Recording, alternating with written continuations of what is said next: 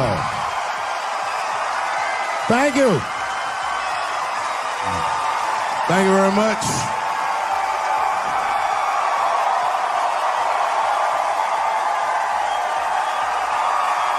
Thank you. What's going on? Good to see everybody out here tonight. Thank you. Hey, have a seat. Everybody be comfortable and relax. Oh my gosh, good to be back in Austin, Texas. It's good to know that plaid is back in. Most of the dudes I meet around these parts are dressed like a dyke in New York, so I'm glad to see that.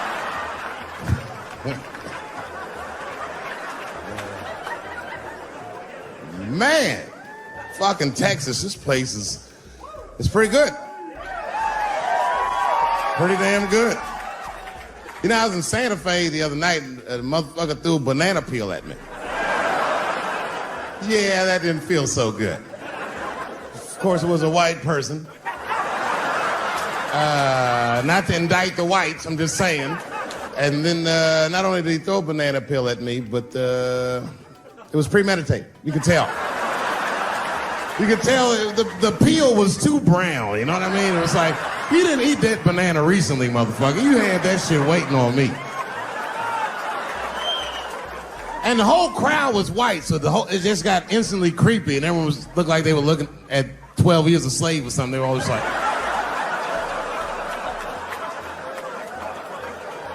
who the fuck does that? And then they arrested the guy, which was... I said, someone's gonna fuck you in the butt in the holding cell. You know that, right? Can't just be throwing banana peels at Dave Chappelle. They're not gonna let you get away with this.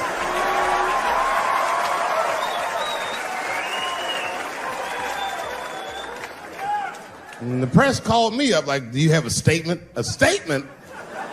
For a fucking banana peel? No! I don't have anything to say. This guy was like fucking famous for throwing a banana peel at me. 20 years from now, he's gonna be tucking his kids in the bed and the kid gonna be like, Daddy, tell him about the day that you threw that banana peel at that nigger in Santa Fe. Boy, I'll tell you what, that black motherfucker saw his name up on the marquee about a week before. I said, man, if I could just get close enough to meet him. Throw a banana on that nigger and show him how. Fucking banana gate. I didn't even want to press charges. You know, this has happened to me before. No, sir, it's not a banana. I live in Ohio, right? So this like a few winters ago. Oh, I didn't know you would ever clap for that. Well, all right. That's the first time that shit's ever happened. Ohio! Anyway, I live amongst the whites. Small town in Ohio. And it was wintertime, and it had snowed recently, so there were huge snowdrifts on the street. I was walking with my sister. Now, my sister was dressed in all Muslim garb, as were her children. And I was dressed as Dave Chappelle. And we were walking and just talking about something, and a car sped around the corner, and the window came down, and somebody threw a snowball and hit me right in my shoulder. I didn't know what was going on. Why was this happening? Because I am black. Because she's Muslim, because I'm Dave Chappelle. I couldn't tell. But again, I knew it was premeditated. Because who the fuck has a snowball in a warm car? Way through, lady, because he went around the corner and got stopped at the red light. He was caught in the traffic. So then I ran out into the street and I just tapped on his window. Hey, my man, can I just talk to you guys for a second? Come on out for a second. I just want to talk to you. There's 4 young white dudes in the car. They're like, just chill, bro. I said, relax. I just want to talk. Now, this is an old black trick. Really, I didn't want to talk. I was going to fuck them up.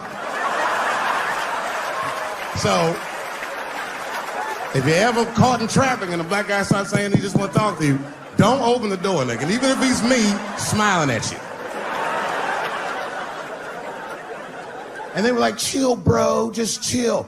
And then the one guy in the back seat, I don't know what, he was just cockier than his friends. He was like, fuck it, man.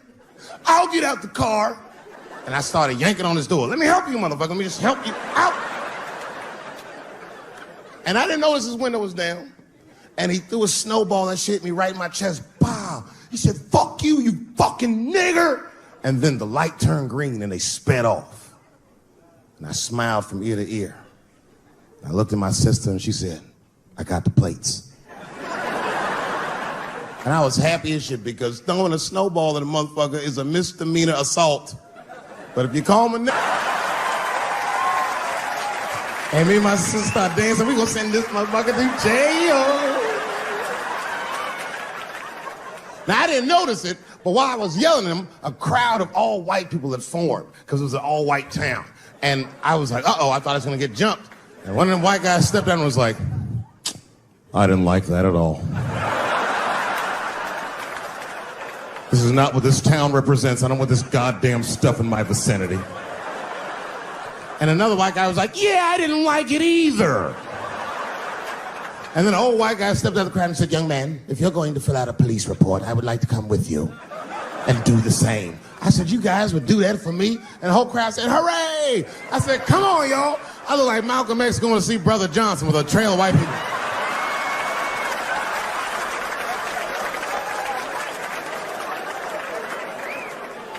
Unreal. An hour later, we was all just sitting in the police station, and the police came in. They're like, well, Mr. Chappelle, 16 identical police reports. We ran the tags, 2 young men that had their mother's car. We have all 4 suspects in holding. Their mother is here. It's up to you. Whatever you want to do. If you want to press charges, we'll move forward. Sorry about that, officer. I'm a little flustered. I've never been in a position where I could decide the fate of white children before, but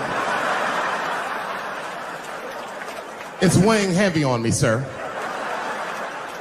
And I really can't decide. And I saw a lady pacing back and forth in the hallway, and I said, is that? He goes, yes, that's their mother. Well, can I speak to her before I make a decision? And when the mom came in, she saw it was me. She busted out crying. Oh, God, oh, no, I don't want him to go to jail. I am so sorry. I didn't raise him to do this. We love your comedy. We love you at the house. I said, miss, please, just, all right, look, I don't necessarily want your son to go to jail either. But what he did was pretty fucked up. So, is there something we can do short of jail just to let him know that he's wrong? She said, oh, I don't know. What did you have in mind? Miss, I've never been in this position before. Oh, you know what we could do? I don't know if I'm asking too much, but maybe if you could just suck my dick a little bit. Just a little bit. I'm not gonna finish. I just want you to do it enough so that I can tell him you did it. I'm kidding. I wouldn't do that to anybody's mother. Maybe my kid's mom, but that's it. But you know what I like about San Fran, and the reason I picked this city to do my special was because of all the major cities in America, somehow people get along here better than anywhere else I've seen in the country. That's right. That's right. And I always admired San Fran for that. And today I realized how you did it. Put all the niggas on the other side of that bridge.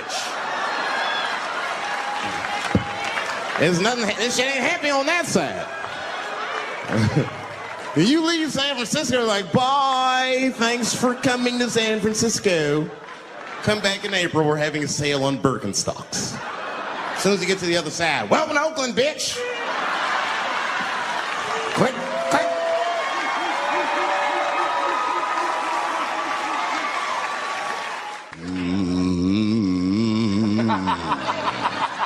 You know, that's just my grandmother used to sing that when she cleaning up. That's a Negro spiritual. Black work song. Not everybody know about that. I know. See, white people, you guys might whistle when you work. You dig? But that's how you can tell what kind of work we're actually doing.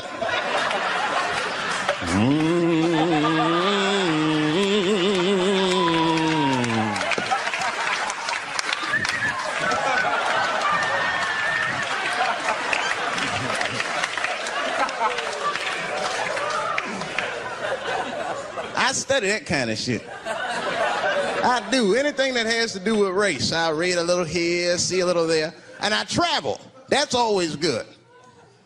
Traveling has made me a racism connoisseur, if you will. You know, it's different from region to region. Anyone ever been down south? So you guys know what I'm talking about. Now, the racism down there is just fucking, it's perfect. It's due to a perfection. It's comfortable, it's out in the open. There are no secrets in Mississippi. Everybody knows the deal. Morning, nigger. Morning, sir.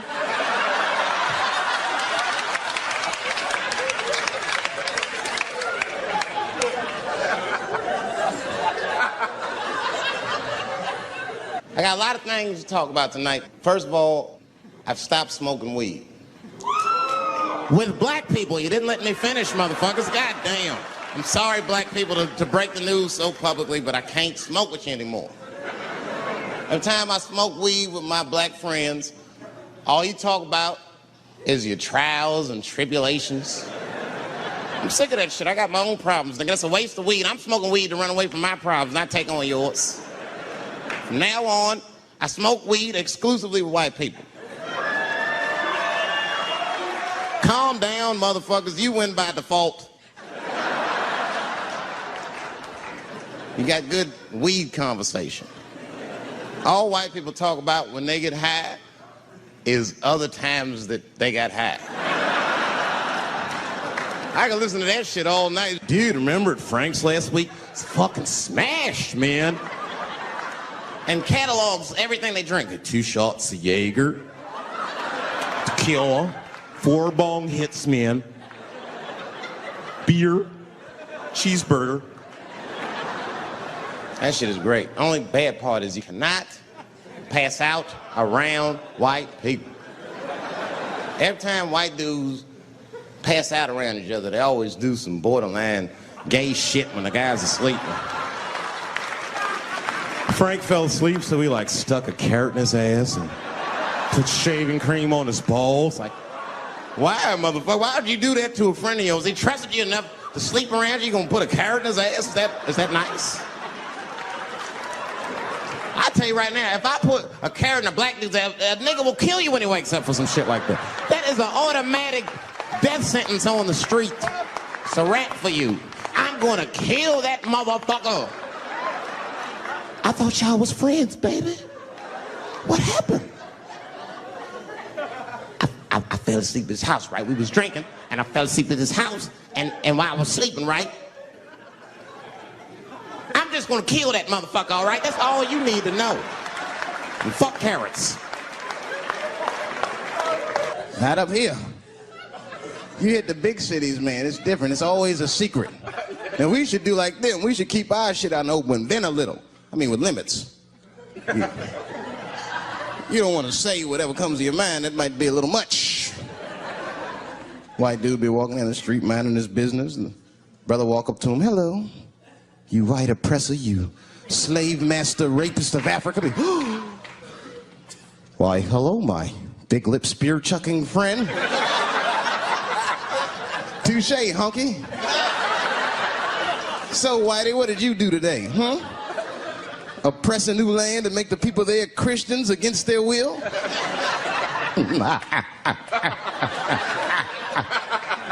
What did you do, fella? Burn those big black lips on a crack pipe as you miss your job interview? Easy, Whitey, you're cutting deep. All this chit-chat has got me thirsty. If you will excuse me for a moment, I'm gonna go to the Korean store and get something to drink. Ching-a-ling. Hello. You slanted-eyed, ruining the economy in our neighborhood by opening stores and taking the money out the community. Chink. Wow. Good afternoon, you browse around but never buy anything, suspicious looking nigga.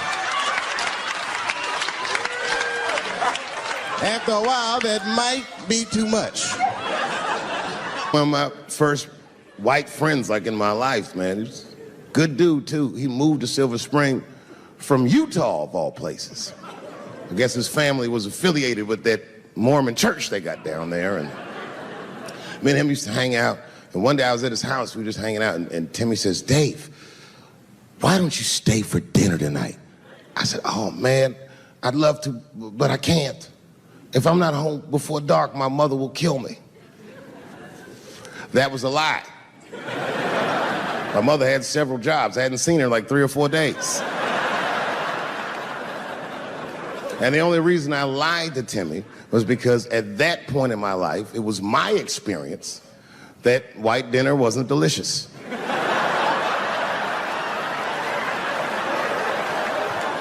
I'd rather go home and fry some bologna or some shit like that.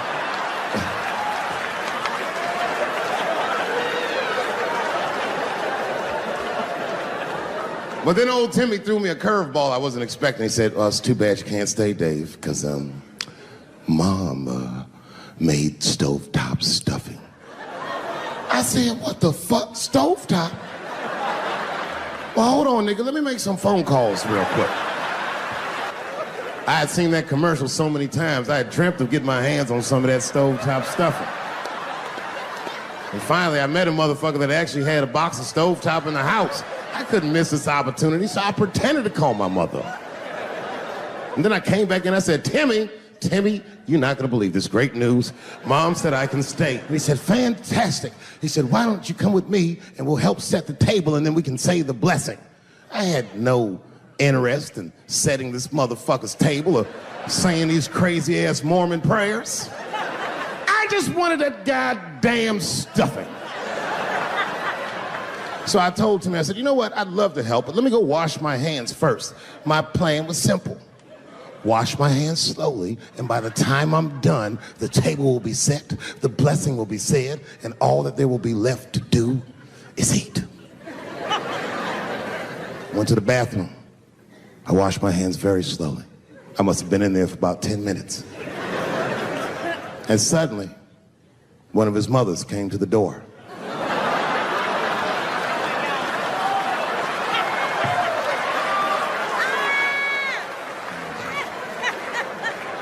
She was like, "Hi, David, right?" I said, "Yes, ma'am." She said, "Timmy tells me that you're planning on staying for dinner." I said, "I hope that's not a problem, ma'am." She says, "No, it's no problem. In fact, we'd love to have you. It's just that we weren't expecting company. And I'm afraid there's not enough stovetop stuffing for everybody." So I kicked her in the... Bam! Ladies and gentlemen, I told you I'm dope, nigga. I told you what I was gonna say and you still didn't see it coming. And that's why I make the big bucks. People only see the surface. They see the division in our foods. Just because I eat chicken and watermelon, they think that that's something wrong with me. Let me tell you something. If you don't like chicken or watermelon, something is wrong with you, motherfucker. There's something wrong with you. Where are all these people that don't like chicken and watermelon? I'm sick of hearing about how bad it is. It's great. I'm waiting for chicken to approach me to do a commercial, nigga. I'll do it for free, chicken. It's the least I can do. They make fun of Latin people for eating, what y'all eat? Beans, rice, corn. Listen, that's not a reason to hate a motherfucker, all right? It's funny, but it's not a reason to hate. The only reason these things are even an issue is because nobody knows what white people eat. You've been very good at keeping that shit a secret amongst yourselves. I study white people. You don't know that. I'm writing a paper on you. Not even for school, nigga, just to do it, just to get, I'm just doing this independent research. I'm spending my money, that's why I'm working so hard. I follow you around grocery stores. They freak out. I just try to peek in the cart. They always say, "Get away from my cart, nigga. What are you looking at?" "Chicken and giblets are over there. You must be lost. These are vegetables."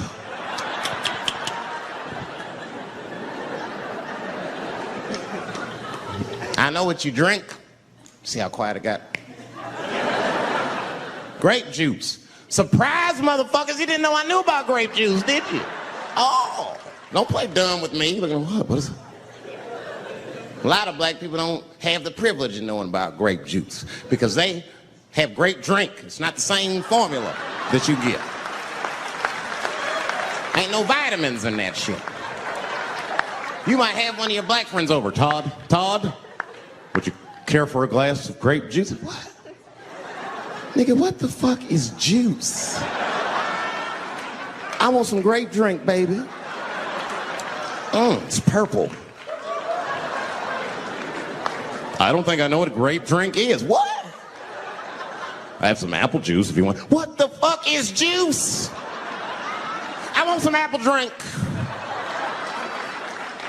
Scream.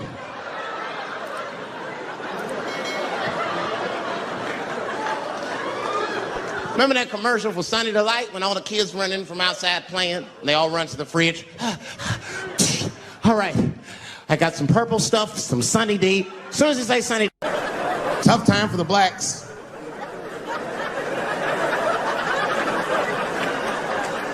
These are not good times for the blacks. I don't know if you know what I'm talking about, right? Police are killing us again.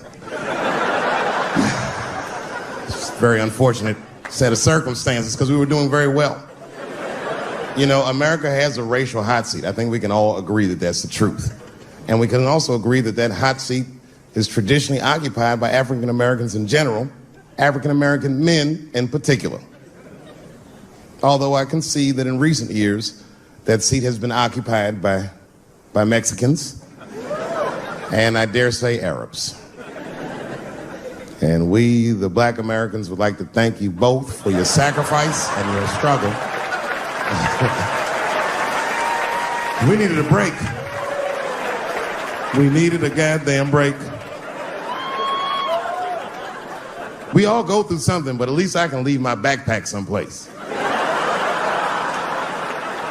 If you Arab and forget the backpack, you got about 20 minutes before they send that robot to blow your shit up. Fuhad. Now ISIS is #1 on the terrorist charts. And ISIS is fucking scary. Because if ISIS catches you, they're going to cut your head off. That's what they do. I've seen them do it on YouTube. It was fucking awful. He looked right in the camera and say, "Obama, I am back." I saw that shit. I said, oh my God. Don't like.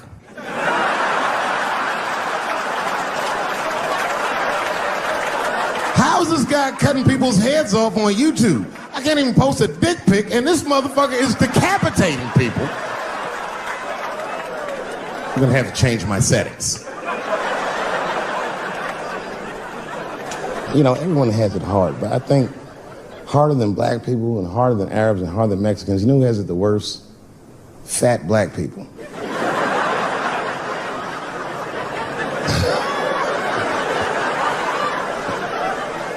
It's hard for white people to understand, but that's what I'm saying is very true. Fat black people have a really rough road because all manner of things kill white people, but you know what kills more black people than anything, more than police and terrorism? Salt, nigga, regular. Here, white people are getting Ebola cures and shit, and meanwhile, I'm dying from fucking the flavoring.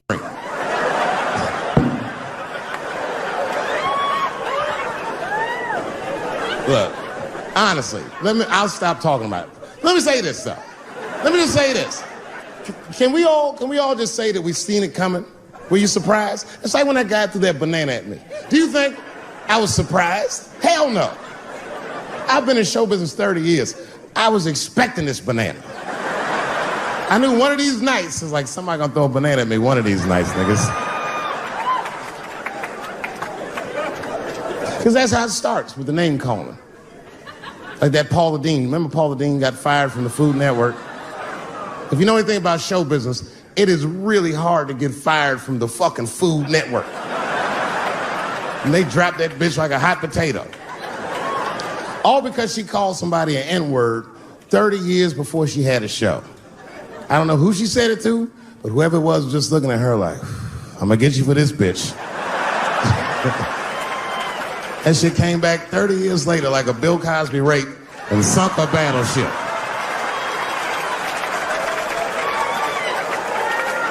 And every black person was mad, but we weren't like that mad. I was just like, well, how's this bitch gonna call me a nigga when she taught me how to fry chicken? That's not fair.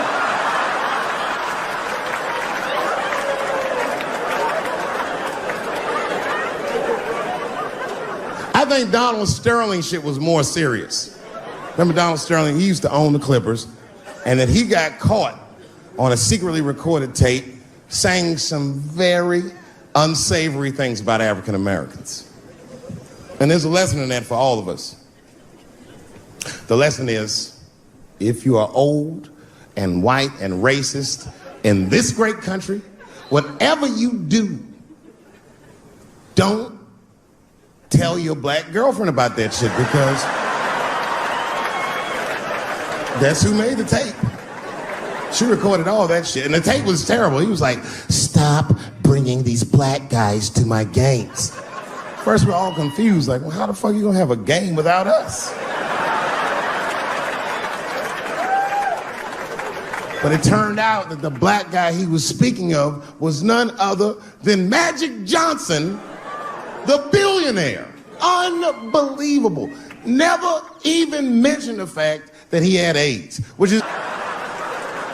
This guy must be really racist if AIDS is the footnote. Well, you gotta be careful, baby. He got the old Ebola.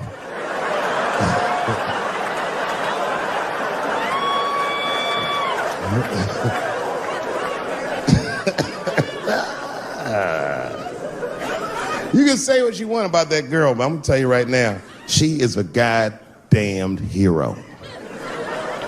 Because you might have thought these things were happening before, but now you can see it all in front of you without a shadow of a doubt. That shit actually went down. She sucked that old guy's dick.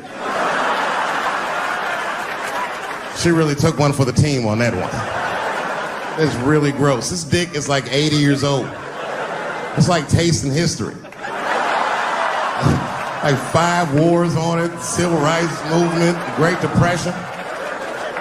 This guy's been fucking from 40 years before Bill Cosby's first rape. This is a very old man. It's a very old penis. But all that shit is still, it's just name calling. Name calling does not break the modern black man. That's not gonna do the trick. I don't give a fuck about that. Like if I went to Kentucky Fried Chicken, Ku Klux Klan hood on top of their head, what do you think I'm gonna do in this day and age? Run out Kentucky Fried Chicken? Not if I'm hungry. I'll go straight to the front. Hey man, let me get a 2-piece. I don't give a fuck what he says. You want a biscuit with that, nigger? I thought it came with a biscuit. What's all this attitude? I want a 2-piece. Chop, chop. You know what it is. But I'm not going to be mad. Why would I be mad? He's the one that's got to work at Kentucky Fried Chicken, not me.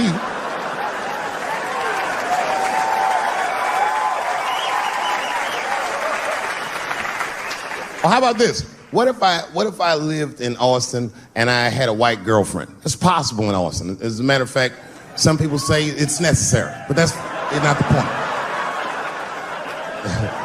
And me and my white girlfriend at home one night, and we're just doing what lovers do. Maybe she's butt naked and she's down on one knee, giving me a hand job. I love a good hand job. And she's really jerking me off. You know, getting her obliques nice and tight. I got a huge dick, so she's like, And I'm like, wow, this really feels wonderful. I think I'm gonna come. Nigger. I know, that's a tough one. But what do you think I'm gonna do? Hey!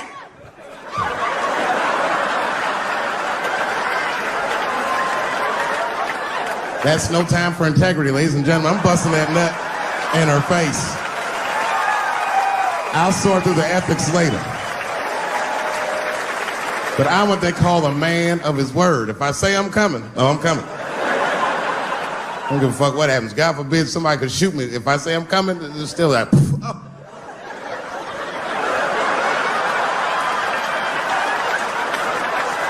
Doesn't mean I like getting shot.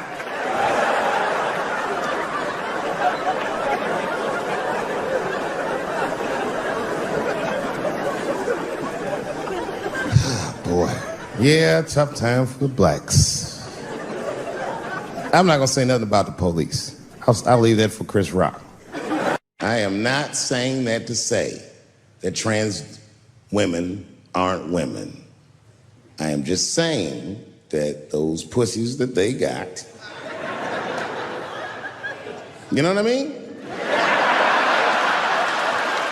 I'm not saying it's not pussy, but that's like beyond pussy or impossible pussy. You know what I mean? It tastes like pussy, but that's not quite what it is it? It's not blood, that's beet juice.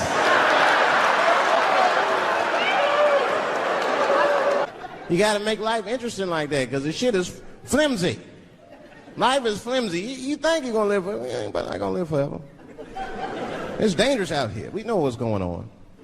I travel now, you know. I used to think D.C. had the roughest ghettos in the country. Nah, nigga, I have seen some shit now.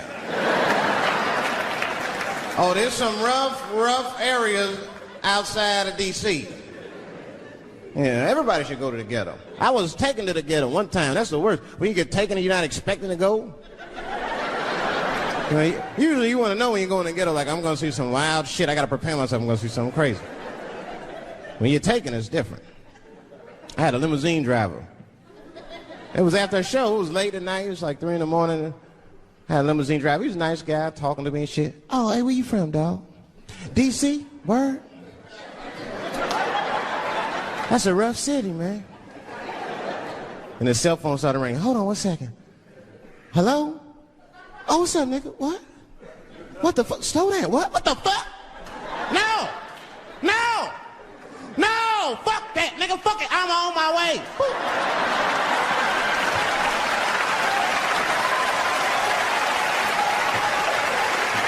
Hey.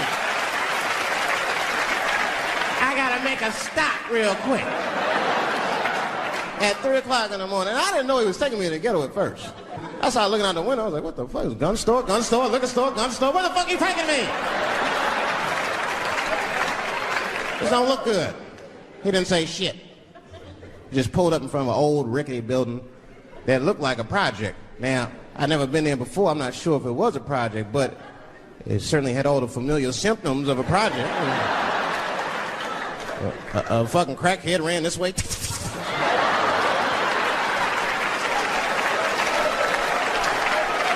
And then another one jumped out of a tree and shit. The driver said, I'll be right back. And left me. Took the keys with him and just left me. At 3 o'clock in the morning, in front of a project, in a fucking limousine. This was not good. I was like, man, I gotta look around and see if I can see some landmarks and figure out where I'm at. Might have to escape on foot. Now, this is when I knew I was in a bad neighborhood. You only see this in the worst neighborhoods. Remember, it's 3 o'clock in the morning. It's 3 o'clock in the morning. I look out the window. There was a fucking baby standing on a corner. Look at this. And the baby didn't even look scared. He was just standing there.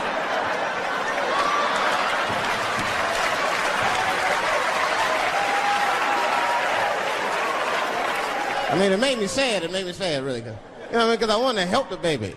I was like, I don't trust you either. I'm sorry. Click. Click. The old baby on the corner trick, eh? I'm not going to fall for that shit. Where's this limousine driver? You know, I start feeling bad. As time goes by, I start feeling worse. Like, man, what is wrong with me? What the hell's wrong? I'm scared of a baby. I mean, this baby could be in trouble. He might need my help. I got to do something. But I wasn't going to get out the car. I'm serious, man. I just cracked the window a little bit. There's an old limousine. I can roll it down.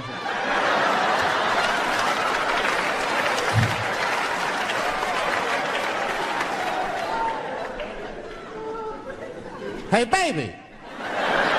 Baby, go home, man. It's 3 o'clock in the morning. What the fuck are you doing up? The baby said, I'm selling weed, nigga. I said, oh, shit.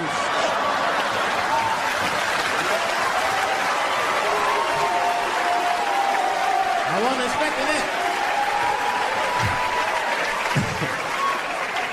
I'm sorry I had to buy 2 bags from him to calm my nerves. Let me get 220. Got back in the car and rolled me a joint, man. So, that shit was scary, man. Every once in a while, like a crackhead would come up to the car and look in the window. It was like Jurassic Park and shit. He'd be looking all in the car. Hey, get out of here, cracky. That baby was still standing there, man. Then I started feeling bad again. Yeah, weed make you feel guilty sometimes. You know. Man, what is wrong with me, man? I have just bought weed from an infant. I can't condone this kind of behavior. What am I thinking? I can't let the fear ruin my morals. Gotta do something.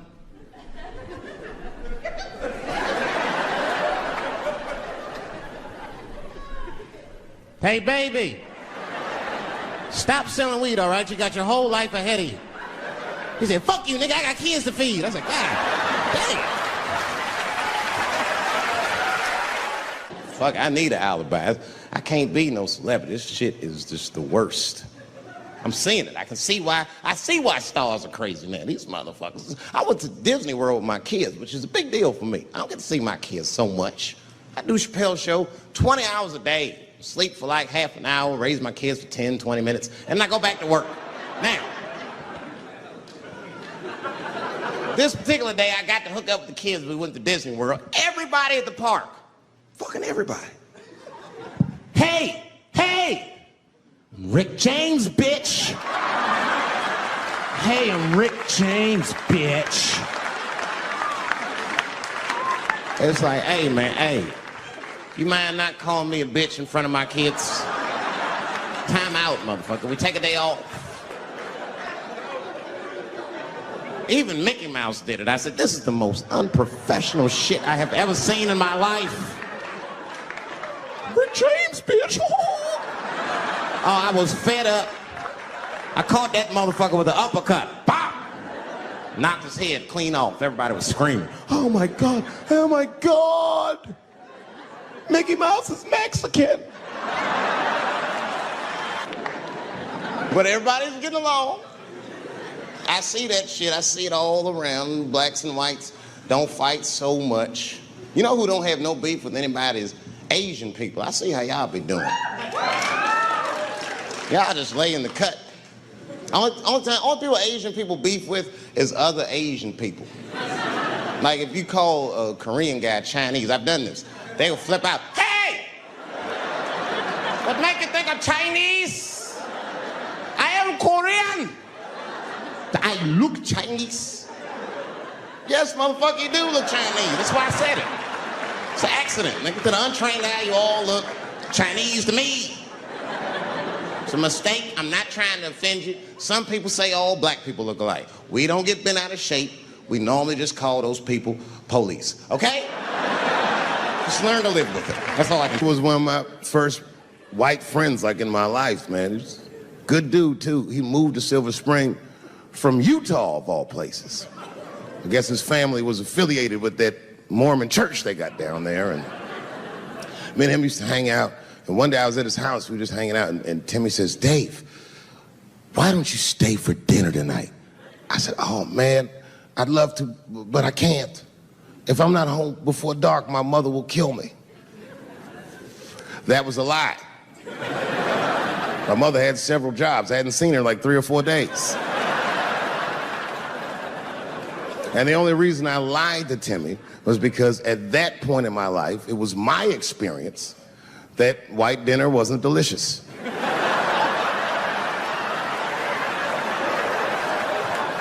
I'd rather go home and fry some bologna or some shit like that.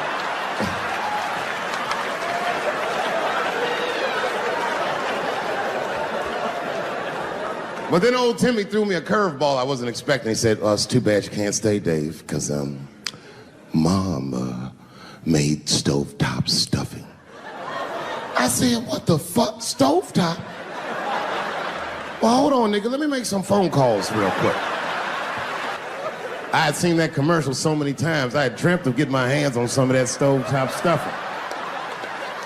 And finally, I met a motherfucker that actually had a box of stovetop in the house. I couldn't miss this opportunity, so I pretended to call my mother. And then I came back and I said, Timmy, you're not gonna believe this great news. Mom said I can stay. And he said, fantastic. He said, why don't you come with me and we'll help set the table and then we can say the blessing. I had no interest in setting this motherfucker's table or saying these crazy ass Mormon prayers. I just wanted that goddamn stuffing. So I told Timmy, I said, you know what? I'd love to help, but let me go wash my hands first. My plan was simple. Wash my hands slowly, and by the time I'm done, the table will be set, the blessing will be said, and all that there will be left to do is eat. Went to the bathroom. I washed my hands very slowly. I must have been in there for about 10 minutes. And suddenly, one of his mothers came to the door.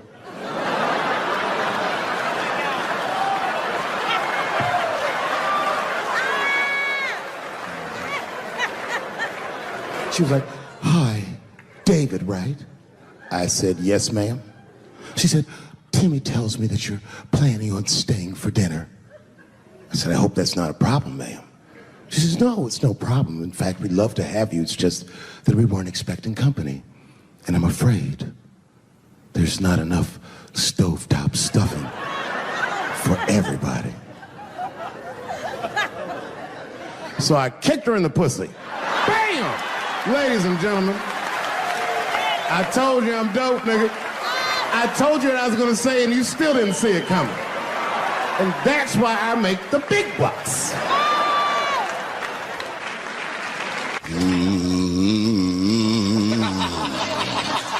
You know, that's just my grandmother used to sing that when she cleaning up. That's a Negro spiritual. Black work song. Not everybody know about that. I know. See, white people, you guys might whistle when you work. You dig? But that's how you can tell what kind of work we're actually doing.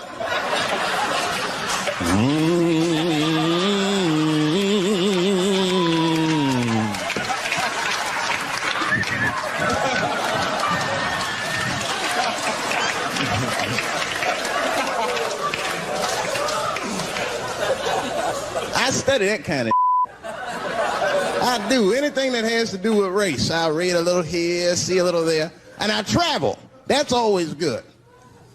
Traveling has made me a racism connoisseur, if you will. You know, it's different from region to region. Anyone ever been down south? So you guys know what I'm talking about. And the racism down there is just it's perfect. It's due to a perfection. It's comfortable, it's out in the open. There are no secrets in Mississippi. Everybody knows the deal. Morning, nigger. Morning, sir.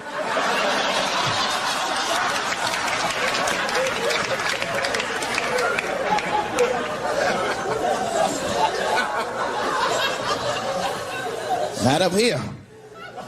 You hit the big cities, man. It's different. It's always a secret. And we should do like them. We should keep our out in the open, then a little. I mean, with limits. You don't want to say whatever comes to your mind. That might be a little much. White dude be walking down the street minding his business, and the brother walk up to him. Hello, you white oppressor, you slave master rapist of Africa. Why, hello, my big lip spear chucking friend. Touche, honky. So, Whitey, what did you do today, huh? Oppress a new land and make the people there Christians against their will?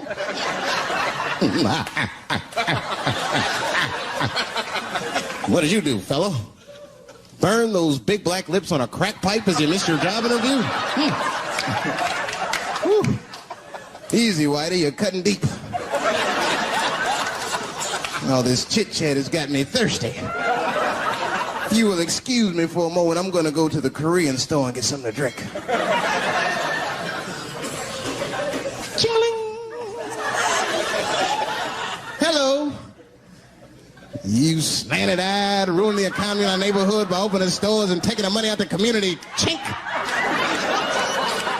Wow. Good afternoon, you browse around but never buy anything, suspicious-looking nigga. After a while, that might be too much.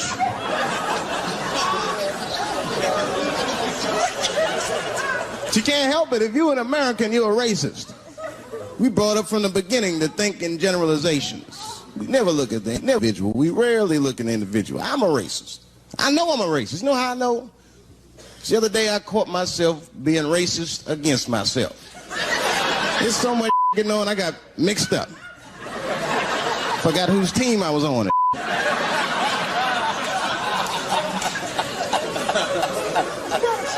One time I was reading the paper, man, this story came on about this guy was suing a department store because they wouldn't let him play Santa Claus, you know, because he's black. And I was actually, like, relieved when the department store beat him. That's bad. But I wasn't ready for that. I wasn't ready for the idea of a black Santa Claus, man. That would suck. So we wouldn't get our presents till the 28th, 29th. Sorry I'm late, kids. Santa got caught up with some in Vegas. I had to sell some toys to get back, shit. Where them cookies at? I heard that when Martin Luther King stood on the steps of the Lincoln Memorial and said he had a dream, he was speaking into a PA system that Bill Cosby paid for. Do you understand what I'm saying? The point is this. He rapes, but he saves. And he saves more than he rapes, but he probably does rape. Thank you very much. Good night. Is anybody in here gay? Get her! No, just kidding. I'm totally joking. This is New York. Are you gay for real? Okay, so you know that gay marriage is illegal, right? Why do you think that that's illegal? People suck. I don't know. I don't have a good answer for that. Do you even care about marriage? Yeah, I want to get married. Eventually. It's really To a girl or a guy? girl. Just checking.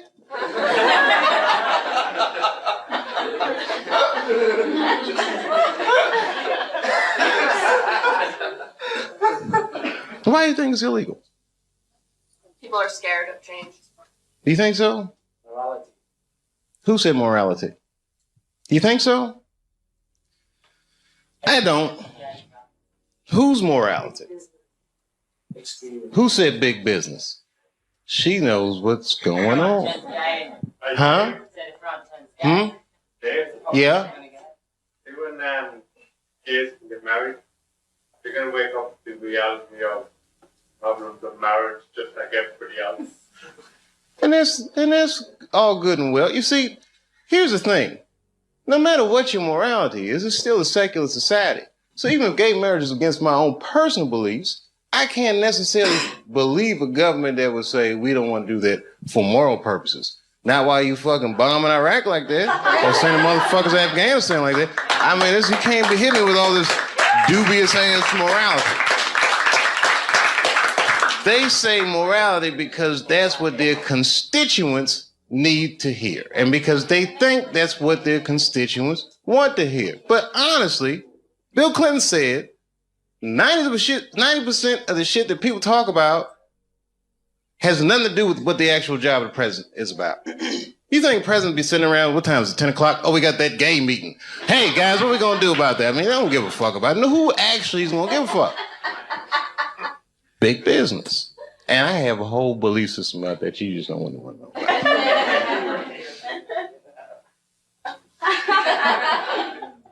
I'll tell you part of it. All right, it's a tiered, listen, marriage laws are fucked up in America. I don't think that the government should have that much say in actually how people devise a marriage, because a marriage, right, devoid of any kind of religious belief or emotion like love is a business contract. Period and simple.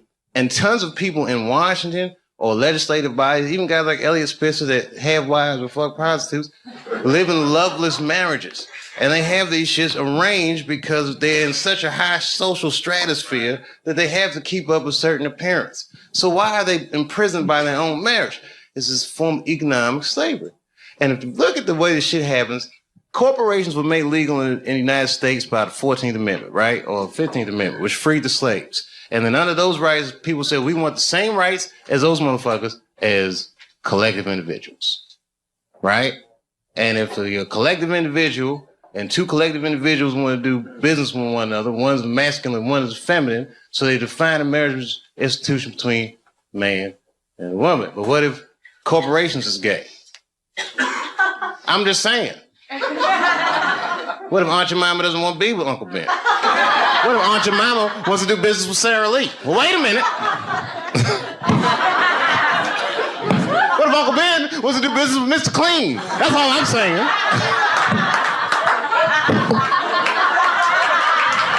Guys, wait a minute. That's a little gay.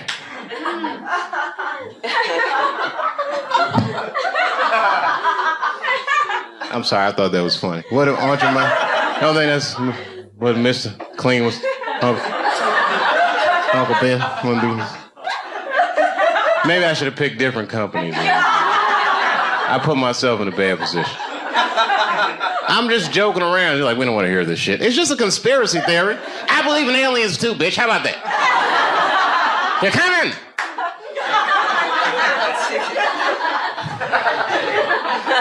Gay aliens, they're here.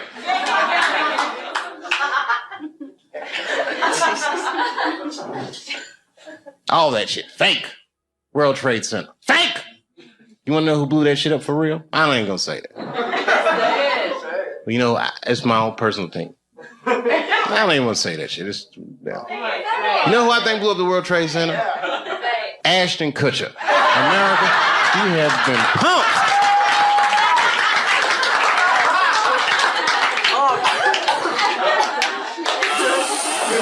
Fake.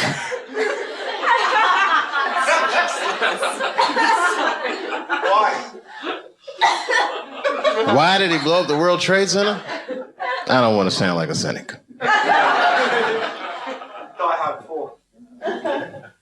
Shit was crazy. I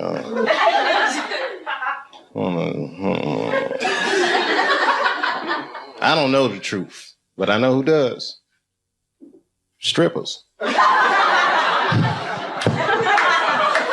They know everything. Does anyone have a cigarette? Yeah. Sure. Good on you, mate. I wish I had it. Your accents are so nice. And I do listen to BBC News. We all listen to the BBC. You're all listening to the BBC. That's what they say all the time. GMT. Oh, every time you say what time it is, it goes GMT. What does that mean? Whose mountain? Greenwich. Oh. It's the center. Oh, okay. Meantime. Greenwich Mean Time. Is that where the phrase mean time comes from? Yeah, baby.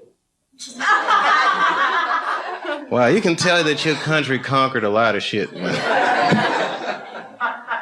It's Greenwich Mean Time. I learn shit every day.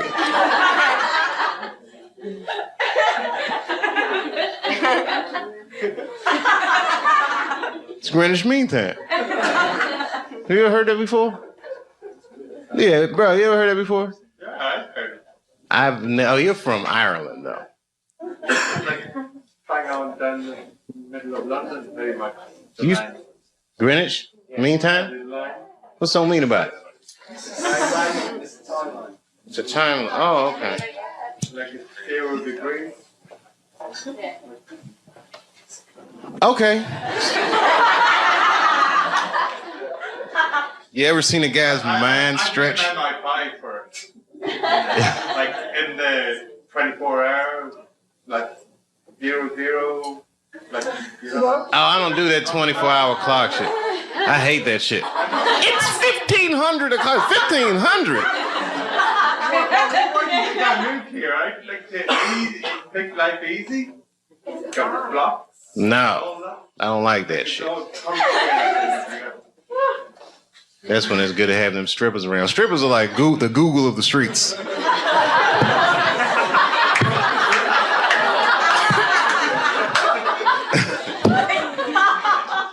Never seen somebody answer so many questions without a crystal ball.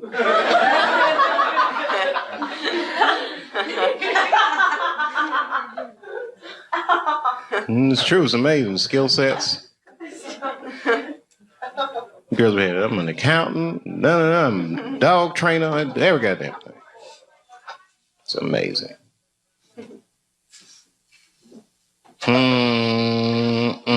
All right, it was something hilarious though. All this shit is depressing.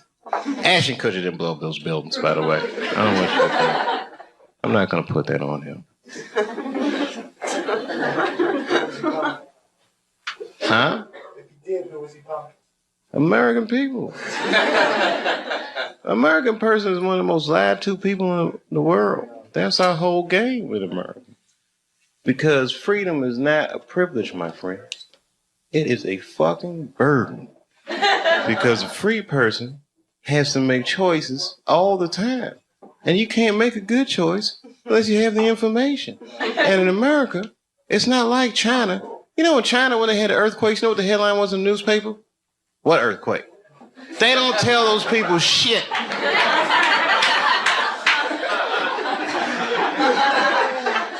In America, they'll tell you every goddamn thing. And then they don't prioritize the information. You got to figure all that shit out for yourself. That's right. The war will be breaking out and you'll be like, did Michael Jackson fuck them kids?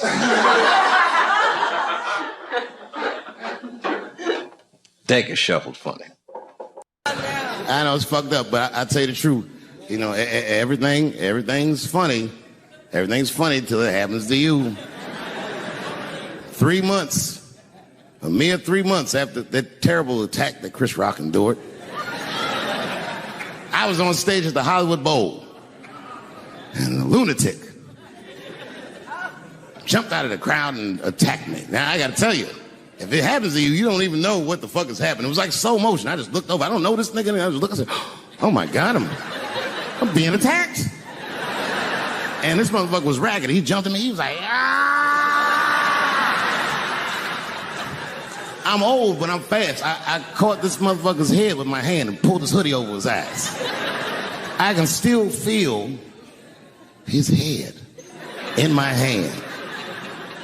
It was spongy. He had been growing dreadlocks. Not the beautiful dreads that Rastafarians grow. These were accidental LA homeless dreads. This shit had leaves and sticks and bottle caps and shit in it. Some kind of grease. I was like, ugh, like this. And then I fell down. And he knocked me all the way on the ground. And I was like, man, this is a bad situation. I'm like, I don't know if I'm going to die or what's going to happen. But in that moment of vulnerability, you know what occurred to me that had never occurred to me before in my life? In that moment, it occurred to me that bodyguards should not wear dress shoes to work. Travis. This nigga Travis came out slipping and sliding on some kind of beautiful loafer and fell flat on his back. I said, oh my God. Now both of us are down. I gotta handle this shit myself. So I popped that back, boom. And then the kid that knocked me down, he popped out, boom. And we looked at each other and realized at the same time, I was bigger than him. And that motherfucker took off running. And I started to chase him and I said, fuck him. And I picked the microphone up. So I'm gonna finish this show now. That's right.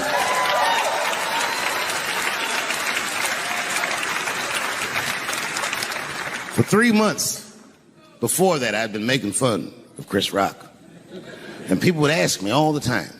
They'd say, Dave, what would you do if you were Chris Rock and Will Smith slapped you in the face? And to this day, the answer is the same. Well, I don't know what I would have done. I've never been in a situation that extreme. But I do know now what Will Smith would not have done. And that is enjoy the rest of his evening.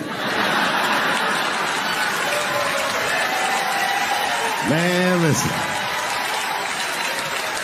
We gave that kid a good while. We was whooping his ass. Not we. I mean, I was on stage trying to think of a joke to tell, but they was beating this nigga up right behind me. Everybody could see it. Everybody could see it. And I'm sitting up there trying to think of what to say. And I'm tongue-tied. Me, of all people, can't think of anything to say. Look at my karma. Just that moment. Of all the people in the world, Chris Rock walks from backstage, walks up to me in front of 20,000 people, grabs the mic out of my hands and looks at the crowd and goes, "Was that Will Smith?" Man, motherfuckers fell out of their chairs laughing. I was standing there looking stupid. I was fucking furious, because I'm thinking in my mind, nigga, this is my attack. You got attacked 3 months ago. Now you have jokes. So I snatched the mic back from Chris and tried to get one off, but my shit did not go good at all. I didn't know what to say. I was just like, it was a trans man. And the crowd was like, boo. It's LA, we like trans people, boo. I know, I felt so bad. I felt so bad. But I know why I did it. You'd have to be there to understand, but man, when that guy tackled me, it was like it's like a movie or something. You gotta picture this. Picture a famous person you like. Every famous person you could imagine was at that show. It was like the biggest night that Hollywood had ever seen. And when that guy tackled me, he cleared the bleachers. I had to watch the tape afterwards to know this happened, but as soon as he tackled me, Jamie Foxx was the first motherfucker that jumped out of the crowd. He was wearing a white cowboy hat like he knew this shit was gonna happen to him. Never seen this nigga in a cowboy hat before. And Jamie started chasing that motherfucker around like any given Sunday. And that kid was fast as shit, was juking and shaking, and he broke Jamie's ankles, and he just kept running. And then Jon Stewart from The Daily Show ran from backstage and jumped at this motherfucker like Super Jew. He was like, ah! And the kid seen Jon coming, so he jumped back, and Jon went flying that way. And this kid was fast, and then he turned around. He sees the emergency exit. He starts running for the emergency exit. Just before he got to the door, motherfucking Puff Daddy from Bad Boy Records jumped in front of the door. That nigga was like,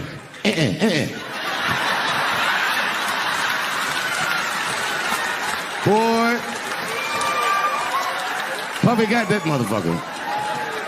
And then every celebrity just ran out, because every celebrity saw themselves in me, and they just started beating the fuck out of that kid. And I know Chris was backstage looking like, nobody helped me.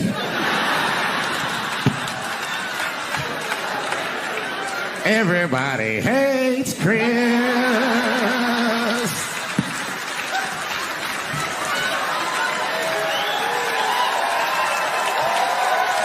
Thank you. Thank you. I like not knowing what's going to happen. I like making memories. Sometimes I do all this crazy around my colleagues just so that they can tell their friends I did it. But rather than talk about myself, just briefly, I want to just talk about my genre. Stand-up comedy is an incredibly American genre.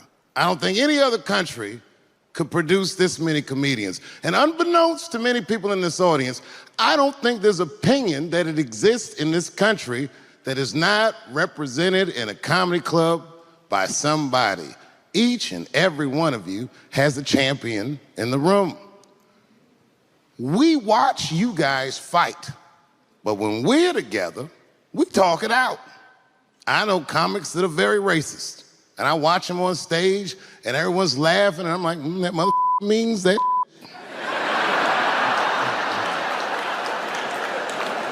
Don't get mad at them, don't hate them. We go upstairs and have a beer, and sometimes I even appreciate the artistry that they paint their racist opinions with. Man, it's not that serious. The First Amendment is first for a reason. The Second Amendment is just in case the first one doesn't work out.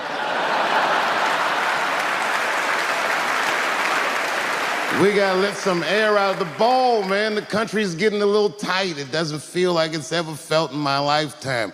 So tonight, I am honored that my colleagues are here in comedy and in music.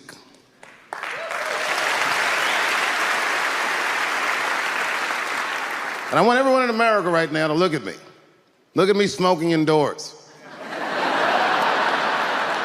I didn't ask anybody, I just did it. What are they gonna do? Kick me out before I get the prize? No, nigga, this is called leverage.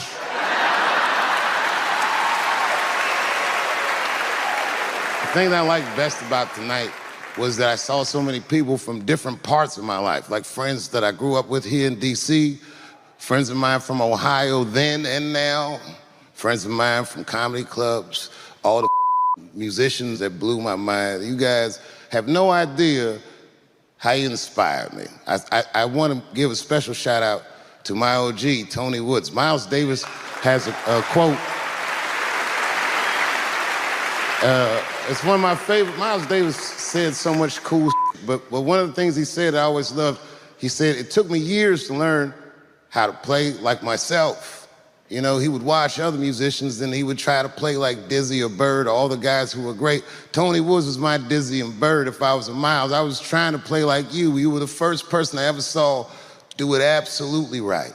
You were fearless, and you told the truth. There's something so true about this genre, when done correctly, that I will fight anybody that gets a true practitioner of this art form's way, because I know you're wrong. This is the truth, and you are obstructing it. I'm not talking about the content, I'm talking about the art form. Do you understand? Do we have an agreement? And what I really wanted to say tonight, and I'm glad I get the platform to do it, I'm gay. I am gay, and I can't wait to see what this does for my career, being gay like this. So many special shout outs. One of the main architects of the comeback of the century, my brother and my mentor, the mighty Stan Lathan. I never dreamed that I would be able to work with someone as great as you. These last 5 specials, straight fire. I wouldn't want to do another special with anybody else but you. So eat your mother vegetables and live as long as you can, because we doing a few more of these bitches. Neil Brennan, your speech made me cry, because it reminded me of all those hard days of work and all that money I never got for it. The other real special shout out I gotta make, because none of this would have been possible on any level without this person, is my mother. Mom. My mother. Mom. You have no idea what I put this woman through. If you had just given birth to me, that would have been more than enough. But the fact that she raised me and raised me well, we had a real oral tradition in our house. I knew the word griot when I was a little boy. A griot was a person in Africa who was charged with keeping the stories of the village. Everyone would tell a griot the stories, and they would remember them all so that they could tell future generations. And when they got old, they'd tell them to someone else. And they say in Africa, when a griot dies, it's like a library was burnt down. And my mother used to tell me, before I ever thought about doing comedy, she said, you should be a griot. And she'd fill me with every story of black life. You know, she's educated in African-American studies, and she would let me understand the context that I was being raised in, that I'm being raised in a hostile environment that I have to tame. By the time I was 14 years old, I was in nightclubs, mastering an adult world. It was terrifying. The crack epidemic was going on, and my mother would hear gunshots outside and be scared to death. Maybe it's my son. But early in my career, if you remember, Mom, you used to sit in the club with me. She'd do a full day of work, You'd be back there falling asleep just waiting for me to go on. She would watch my show every night. Do you know how long that car ride is home?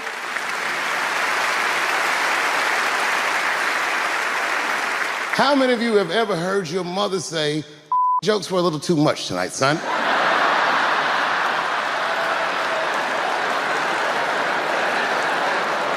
I was a soft kid. I was sensitive, I'd cry easy, and I would be scared to fist fight. And my mother used to tell me this thing, I don't even know if you remember, but you said this to me more than once. You said, son, sometimes you have to be a lion so you can be the lamb you really are. I talk this like a lion. I'm not afraid of any of you when it comes word to word. I will gab with the best of them just so I can chill and be me.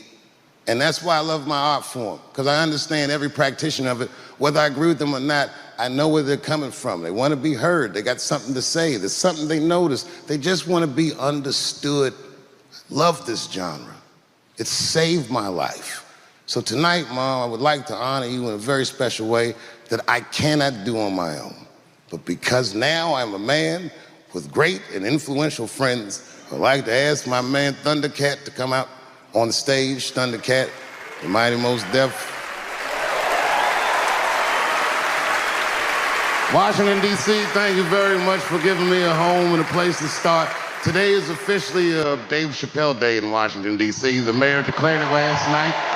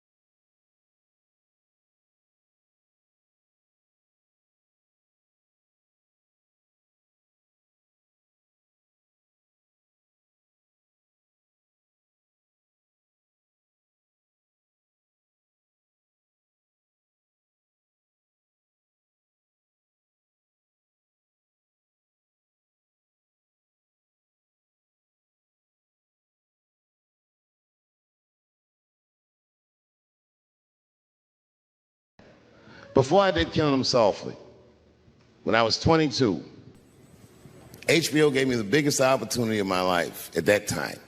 They gave me a half-hour special, but this shit was not like a special, you know what I mean? It was like, it was generic. It didn't even have a title. It was just Dave Chappelle.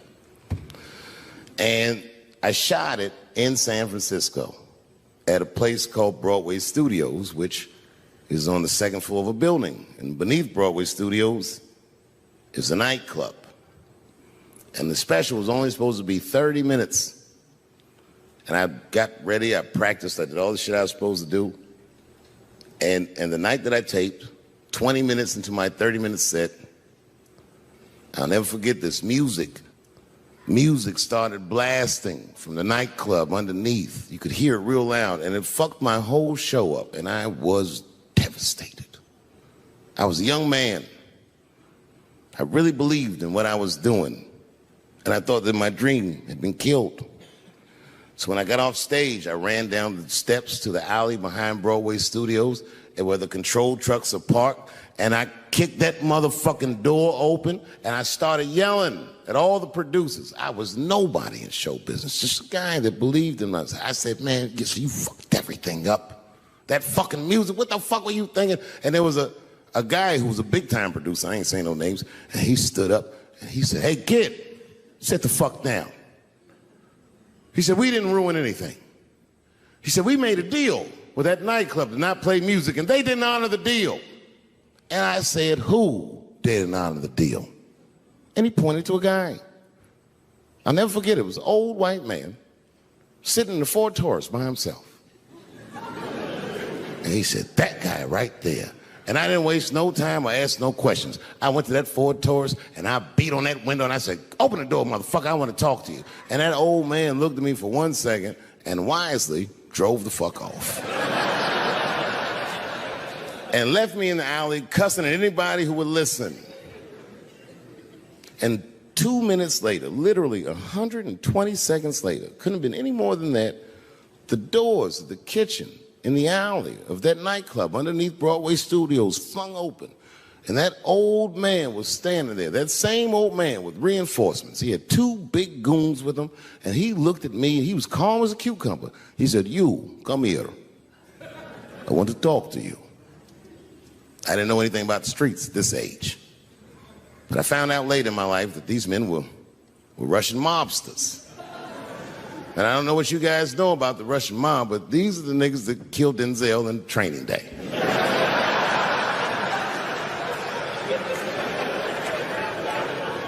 And all the producers knew what I was up against. They said, "Dave, do not go in there." And I said, "Fuck y'all." And I walked right into that kitchen, and they closed the doors behind me, and it got dark as fuck in there. And I knew, I'm not dumb, I knew I was in a bad situation. But you have to understand, I believed in what I was doing, and I didn't give a fuck. Just kept cussing at these motherfuckers, telling them how they ruined my life. And that old man couldn't believe that I was talking all this shit. And as soon as I took a breath, he stopped me gently. He said, "Hey, kid, listen. Your friends lied to you." He said, "We made a deal, but your friends never paid me." And when he said that, I realized I was locked in a kitchen.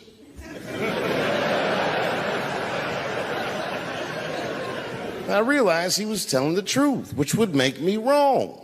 And the very moment that I realized I was wrong, for the first time, I was afraid. You see, it's a funny thing if you believe you're absolutely right. You can get drunk off the feeling of how right you are. That's why gay people are so mean.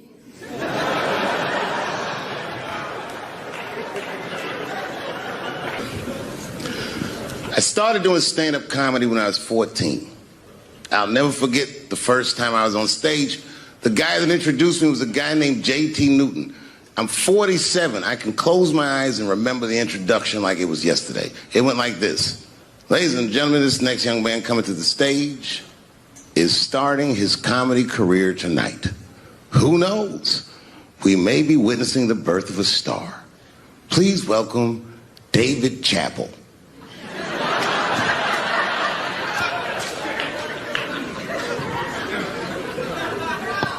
From the first time that I ever held a microphone, I was sure this was it. I knew I was home. I knew I had found my thing. And my God, man, I was a child. I got good. Matter of fact, I was good from the moment I started. And I'm not saying this to be a braggart. I'm telling you the truth. These old niggas was in awe of me. How is this little boy so poised? They used to say. I was. I mean, you know, I got better, but it started out good. About a year into it, when I was 15 years old, I had written a joke during the AIDS epidemic about having a Goodyear condom. Something, I don't even remember the joke. Something about an industrial strength condom by Goodyear. I just remember all the comedians really liked that joke. And there was an older comedian. And he came to me one night after the show, after he saw the joke, and he said, "Listen, I got an audition at another comedy club, and I was wondering, do you mind if I do that joke? I just want to borrow it." Now, I'm a kid. I don't know any better. I'm like, borrow it? Well, I guess, sure, if it'll help your career. I let him do the joke. And then weeks later, I was waiting to go on in a comedy club, and he went on before me, and he did the joke. And after the show, I pulled him aside, and I said, "Hey, man, I don't mind you borrowing my jokes, but you got to give them back." He said, "Oh, I forgot to ask you." He goes, "Let me buy that joke from you for $50. And I said, "Man, I'd do it, but I'm just starting out. I need all the material I can get." The idea being that the more material I can accumulate, the faster I'll be able to make money for my work. I said, "I can't do it. I want my joke back." I'll never forget this. Remember, I was a 15-year-old child. This guy was a grown-ass man. He stood up over me so I could see how big he was. And he said to me, "Really? I can just take it." And he did. I got scared because I was a child.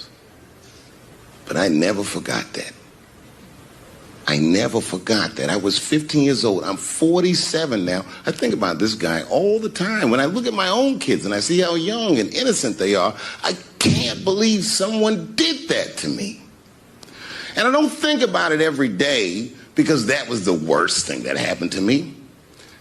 I think about it every day because that was the first time that someone ever did that to me. But in my career, it has happened many, many times since, when someone would intimidate me or scare me and take something that I believe was mine. I'll tell you another story. Now I'm 18 years old. I'm living in New York City, and I just finished my first road tour, which was a very difficult tour. I'll spare you the details. Now I'm back in New York, but my rent is paid, thank God.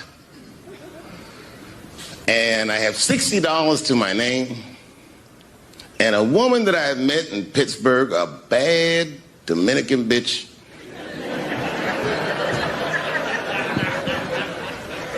was coming to New York. She was going to spend the weekend with me. I couldn't wait for her to get there. She was coming that evening. But remember, I only had $60 for a whole weekend to entertain a bad bitch. Now I'm walking through Greenwich Village, and I see something I've never seen before. 3-card Monte. You know what that is? Yeah, the guy had the whole thing. The table was set up, and he had the 3 cards, and the crowd was hooting and hollering, and he was like, "Find the red card, find the red card." And people were playing. Sometimes they win, sometimes they lose, but it was really exciting, and I'm standing there watching it, and I noticed while I'm watching them play this game that the red card, the one you're trying to find, had just a little bend on the corner. And I'm watching it, and I'm like, yo, this guy doesn't seem to know that red card is bent. I'm going to beat this motherfucker.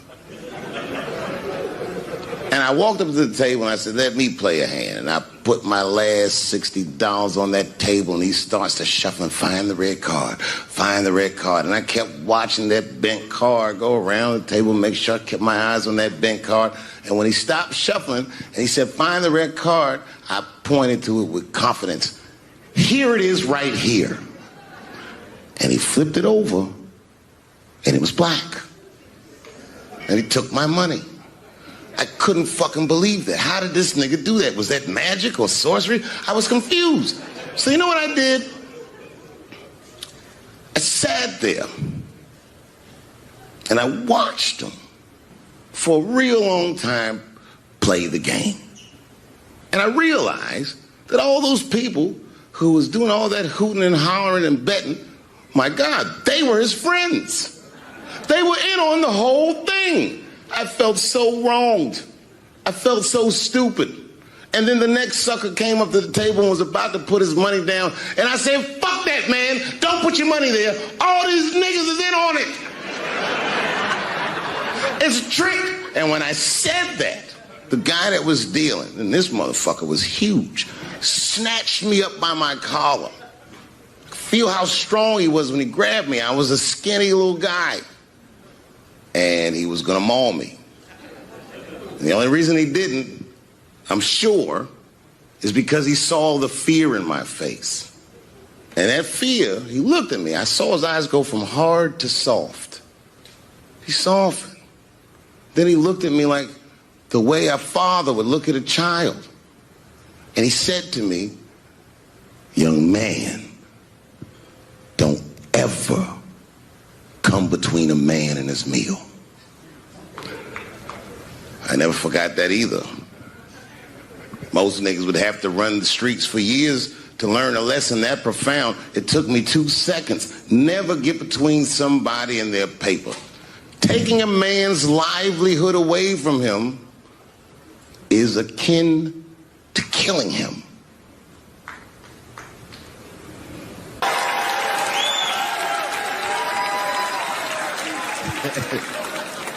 Look, it was way more intense than what you guys might have read. I don't know what you read, but the kid, while we was beating on him, reached in his waistband, pulled out a .22 caliber pistol. That shit was mayhem. Everybody started screaming, "Oh my God. Oh my God, he's got a gun. He's got a gun." And then I got scared. I was in the back, but I was scared. Because I knew that everybody that was with me was armed. Yes, if they had shot and killed this kid on stage at the Hollywood Bowl, like I pay you to do, Travis.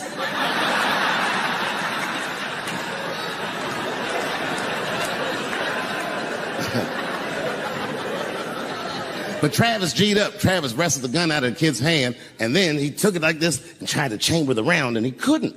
So he pulled the trigger, and it wasn't a gun. A knife blade popped out of the front. I guess this kid was going to stab me. Some scary shit. So the next night, even though I didn't have a show, I said, I got to get right back on stage. And I went and did a show. And someone in the audience screamed out, "Dave, what happened with the attack?" And I didn't know there was journalists in the room. All I said was that this nigga had a knife that identified as a gun. I got 6 more weeks of bad press for that joke. I didn't even do nothing to this nigga. That's not right.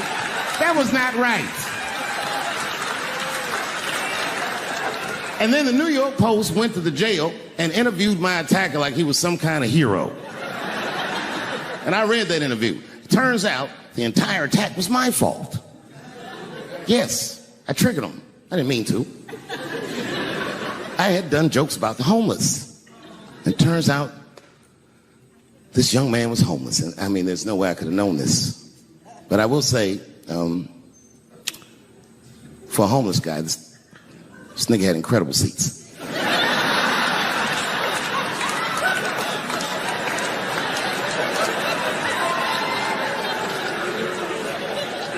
Oh, and they said I triggered him because I had done LBGTQ jokes, and it turns out this fella was a bee. That was the headline in the article. It said, "Dave Chappelle's alleged attacker is bisexual." I said, alleged attacker? This motherfucker definitely attacked me. I'll show you the tape. He's allegedly bisexual. I'm gonna need to see him suck somebody's dick before I believe the rest of this article.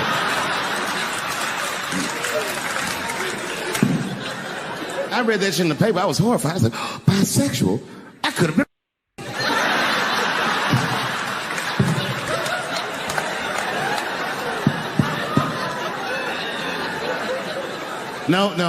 No, you know what though? It's not funny because after all that madness ensued, I went to the hotel room. I was by myself and I opened the door and my wife was in there alone. She was sobbing, like sobbing. I said, "Oh my God, what's wrong with you, bitch? Did you get attacked too?"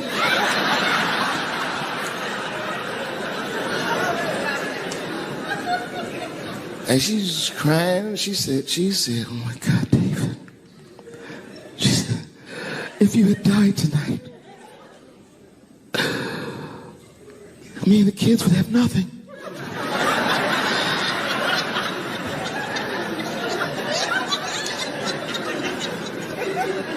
Then I knew it was serious. So I sat down on the bed next to her. And I reached in my pocket, I pulled some keys out that she'd never seen before. She said, "What are those keys?" And I gently placed them in her hands. I said, "Sweetheart, those are the keys to my safe deposit box. God forbid anything ever happen to me. But if it does, don't even worry about it. You and the kids have everything you need in that box. I've already taken care of it." And she was looking at them keys, and I could see her mind realize what we were actually talking about. And then she just started crying harder. And to be honest with you, that made me cry a little bit too. And we hugged each other real tight.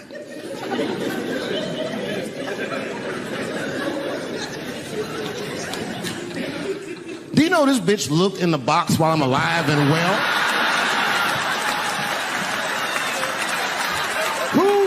that. Oh, my God. And then she was mad at me. She said, God damn it, David, I opened that box. I said, you did? She said, yes, I did. And there was nothing in there.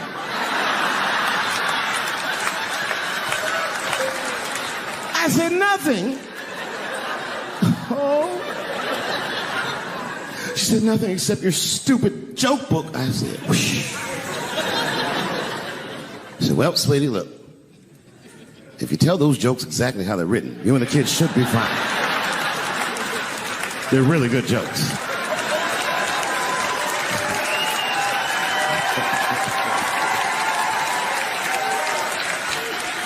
She's like, good jokes? What is this shit? Come join me in my watery grave. No, you got to roll your throat.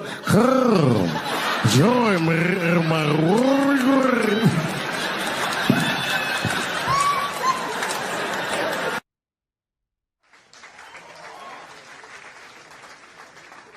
All right, here's the story.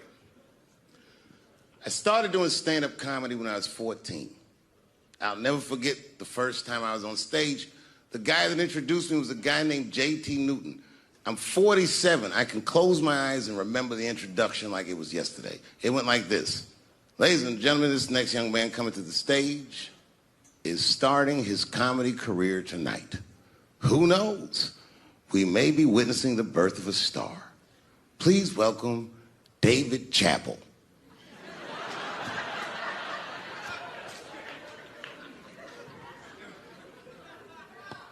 From the first time that I ever held a microphone, I was sure this was it. I knew I was home. I knew I had found my thing. And my God, man, I was a child. I got good. Matter of fact, I was good from the moment I started. And I'm not saying this to be a braggart. I'm telling you the truth. These old niggas was in awe of me. How is this little boy so poised? They used to say.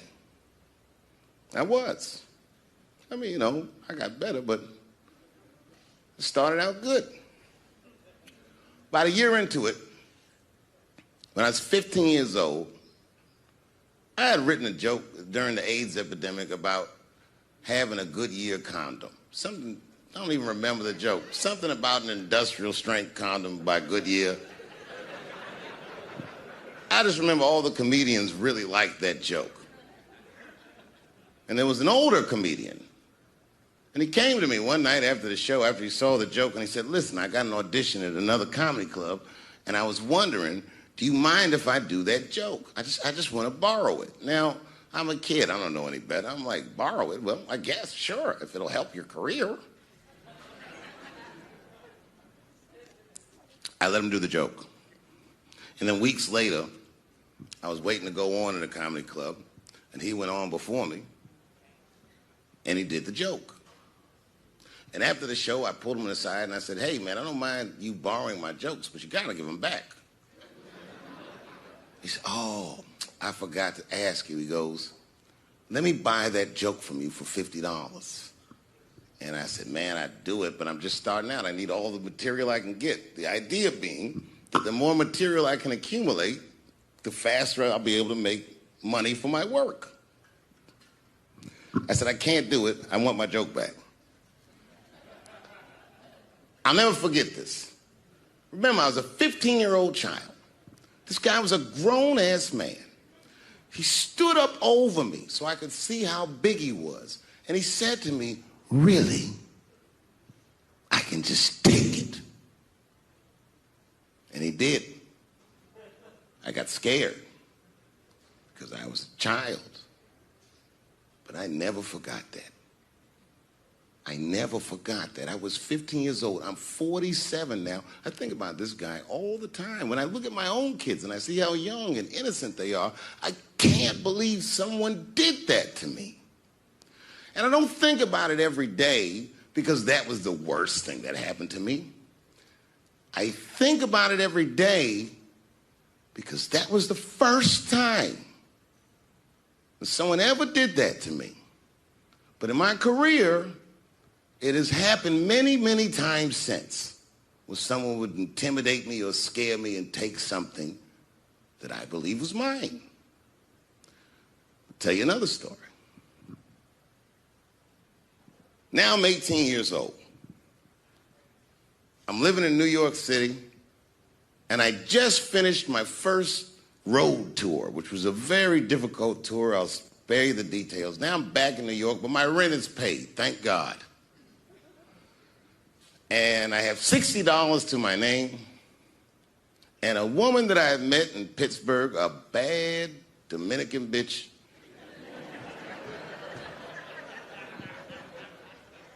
was coming to New York. She was going to spend the weekend with me. I couldn't wait for her to get there. She was coming that evening. But remember, I only had $60 for a whole weekend to entertain a bad bitch. Now I'm walking through Greenwich Village, and I see something I've never seen before. 3-card Monte. You know what that is? Yeah, the guy had the whole thing. The table was set up, and he had the 3 cards, and the crowd was hooting and hollering, and he was like, find the red card, find the red card, and people were playing. Sometimes they win, sometimes they lose, but it was really exciting, and I'm standing there watching it, and I noticed while I'm watching them play this game that the red card, the one you're trying to find, had just a little bend on the corner. And I'm watching it, and I'm like, yo, this guy doesn't seem to know that red card is bent. I'm going to beat this motherfucker. And I walked up to the table, and I said, let me play a hand. And I put my last $60 on that table, and he starts to shuffle and find the red card, find the red card. And I kept watching that bent card go around the table, make sure I kept my eyes on that bent card. And when he stopped shuffling, and he said, find the red card, I pointed to it with confidence. Here it is right here. And he flipped it over, and it was black. And he took my money. I couldn't fucking believe that. How did this nigga do that? Was that magic or sorcery? I was confused. So you know what I did? I sat there, and I watched him for a real long time play the game. And I realized that all those people who was doing all that hooting and hollering and betting, my God, they were his friends. They were in on the whole thing. I felt so wronged. I felt so stupid. And then the next sucker came up to the table and was about to put his money down. And I said, fuck that, man. Don't put your money there. All these niggas is in on it. It's a trick. And when I said that, the guy that was dealing, and this motherfucker was huge, snatched me up by my collar. Feel how strong he was when he grabbed me. I was a skinny little guy. And he was gonna maul me. The only reason he didn't, I'm sure, is because he saw the fear in my face. And that fear, he looked at me. I saw his eyes go from hard to soft. He softened. Then he looked at me like the way a father would look at a child. And he said to me, young man, don't ever come between a man and his meal. I never forgot that either. Most niggas would have to run the streets for years to learn a lesson that profound. It took me 2 seconds. Never get between somebody and their paper.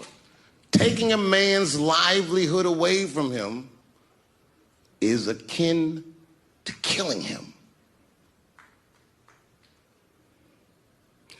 Do you know why Prince, the famous rock star that was a friend of mine, do you know why he called himself the artist when he came back?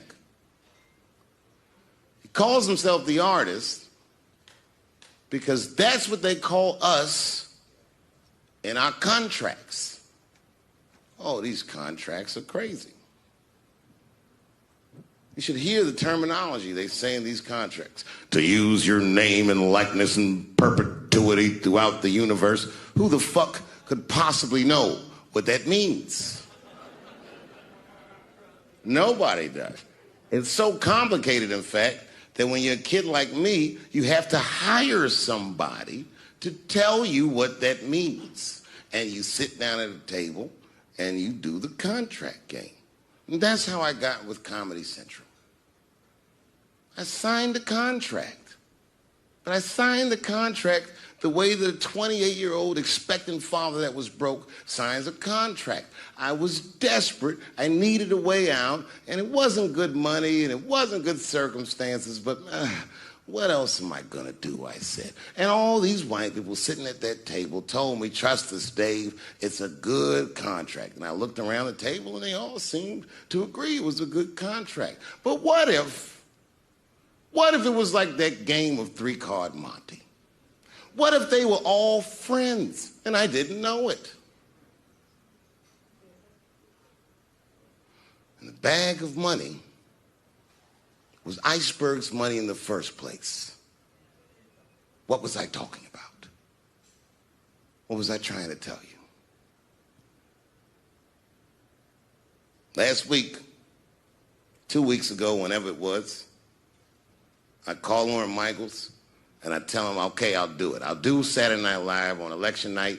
And the day I made that phone call, the day I committed to it, it gets announced that Netflix is streaming Chappelle's show. Not just Netflix. HBO Max is streaming it too. I'll tell you another story about HBO.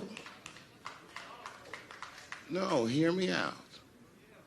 Did you know, before Chappelle's show was at Comedy Central, I pitched that show to HBO. I told them what I wanted to do. Now, these are executives. All they have to do is say, yeah, we'll take it, or no, thank you, we won't. But they didn't say either of those things. They went too far. They said, literally, what do we need you for? That's what they told me, as they kicked me out of the office. What do we need you for? And here we are, all these years later, and they're streaming the very show that I was pitching to them. So I'm asking them, what do you need me for?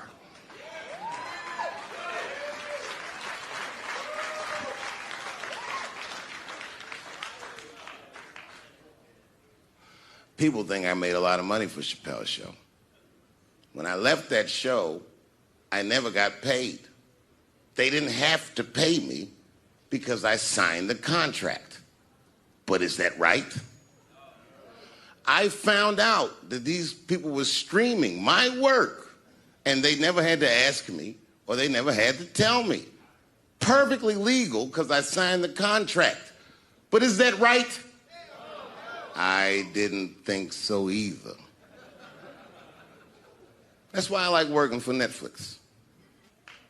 I like working for Netflix because when all those bad things happened to me, that company didn't even exist.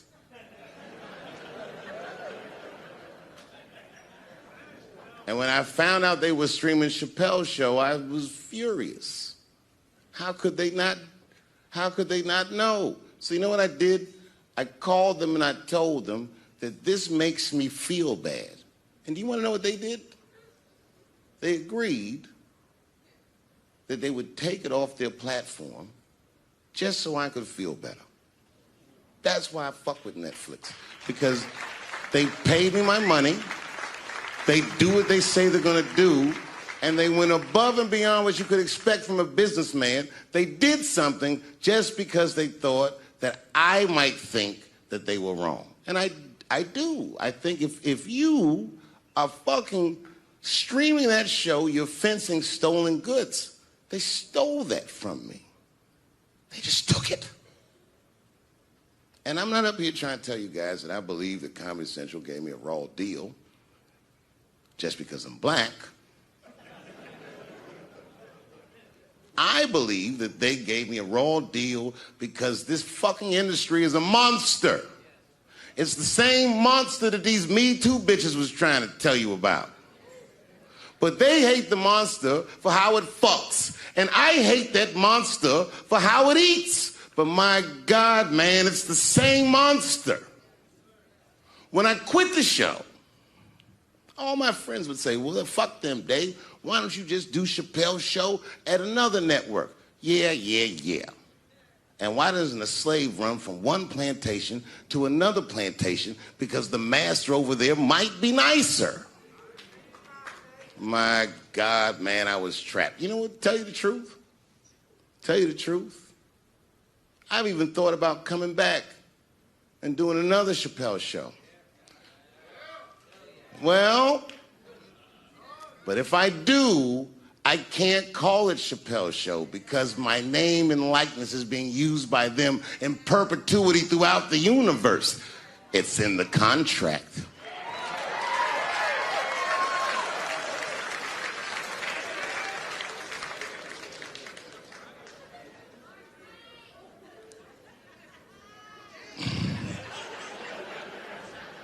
You're not supposed to do this in my business. I'm up here doing something that nobody else in this business has the balls to do. I'm telling you something that you need to know. I'm trying to explain to you what you're seeing. You don't understand what you're seeing. I am publicly flogging a network.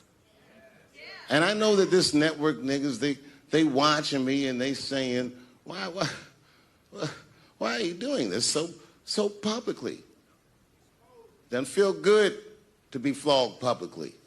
Oh, believe me, I know. I know exactly how that feels. When I quit my show, they said I was crazy. What was crazy about it? I just didn't want to do it anymore. They said I smoked crack. That's impossible. I was a devout Muslim. I didn't smoke or drink. But I do now, bitch, because you ruined my fucking life. Now it's their turn. This is their first nigga lesson, and I'm honored to give it to them. They're gonna pay me for this show. I called my agent. I said, is there anything I can do about this show? And he said, no. Well, fuck you too then. If you want something done right, I guess you gotta do it yourself. So I'm not going to the agents. I'm coming to my real boss. I'm coming to you. I'm begging you. If you ever liked me, if you ever think there was anything worthwhile about me, I'm begging you, please don't watch that show. I'm not asking you to boycott any network. Boycott me. Boycott Chappelle Show. Do not watch it unless they pay me.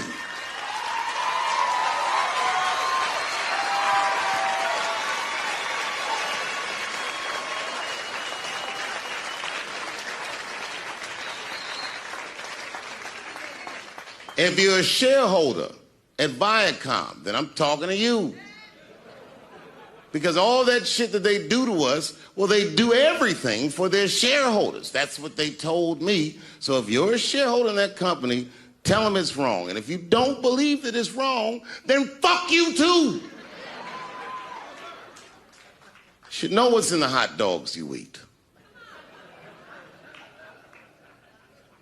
Now, there's probably a bunch of people at Comedy Central and Viacom and all these places that have no idea what I'm talking about. They've all either quit or been fired or got Me Too'd or something. Them niggas is gone. And there's a whole bunch of new young people there, and they're probably looking like, what is he talking about? They may not actually know what the fuck happened to me. So I'll tell you what I'm talking about. Go downstairs to your accounting department, open the books, see what that show made, and look at what you paid me. That's exactly what I'm talking about. You're going to pay me. I am inviting you to come with me and work with me, and let's fight against that terrible, terrible feeling that you made me feel together. We can fight together and work this thing with Chappelle Show out. Or I can just take it. Thank you.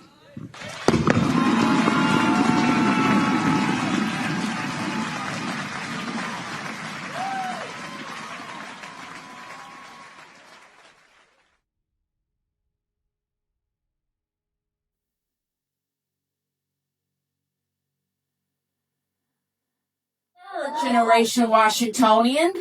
He is a man who has made already in his young life lasting contributions to our cultural heritage and to humanity.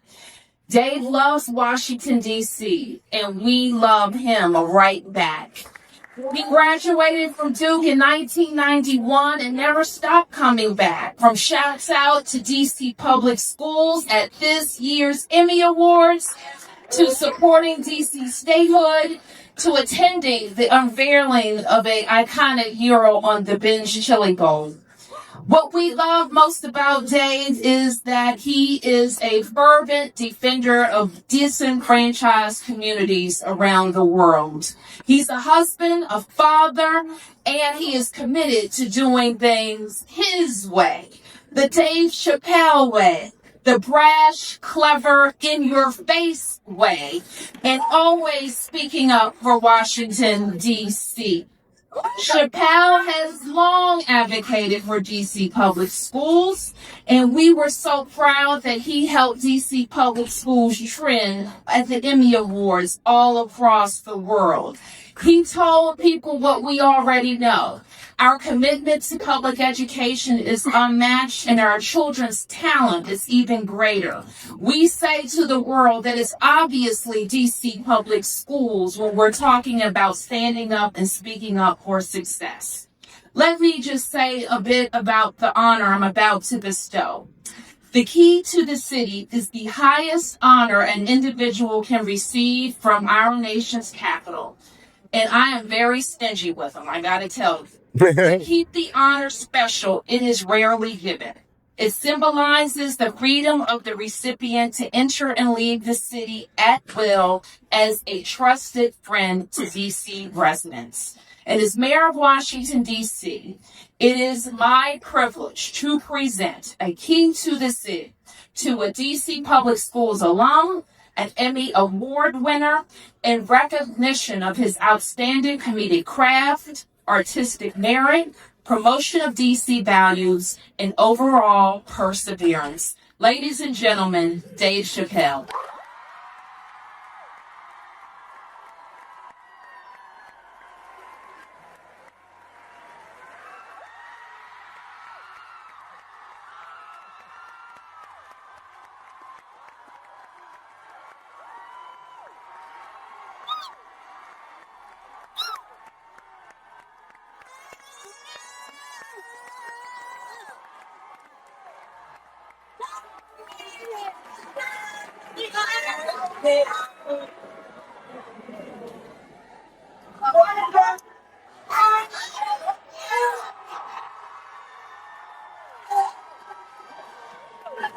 Thank you very much. Can you hear me? Can you hear me? That was much better. I want to sit down. Check, check. Check, check. Check, check, check, check. All right, can you hear me? Hey, first of all, I wanted to say thank you to the mayor and the administration of the school, and the chancellor of DC Public Schools is here today for this honor. And I'm really excited to be here just to talk to you guys for a minute. I don't know how much you guys know about it.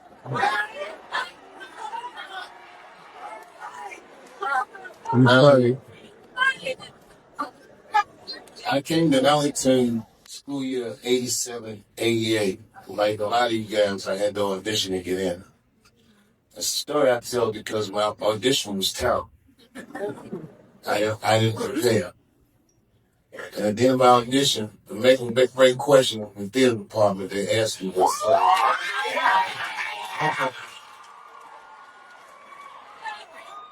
so those of you who audition, I don't know if they asked you this question, but when we was there, they would say to us, why do you want to act?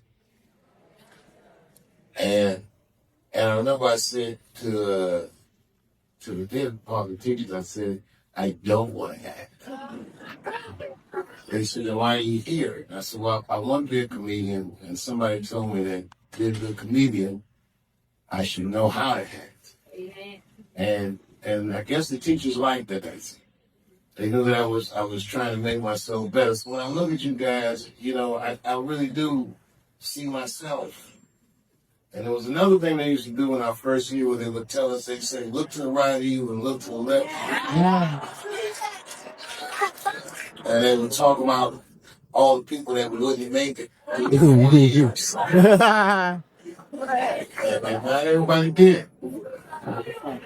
But I want you guys to look to the right of you, and I want you to look to the left. I want you to take a good look at each other, and I want you to know something that I learned by the time I'm 44. And what I learned is that a lot of these people in this room will be your friends for the rest of your life. Amen. That when you see somebody from Ellington out here in the world, it means a lot. And that high school seems like a long time, but it's only 4 years. And you only have to pay attention in your life 2 or 3 times.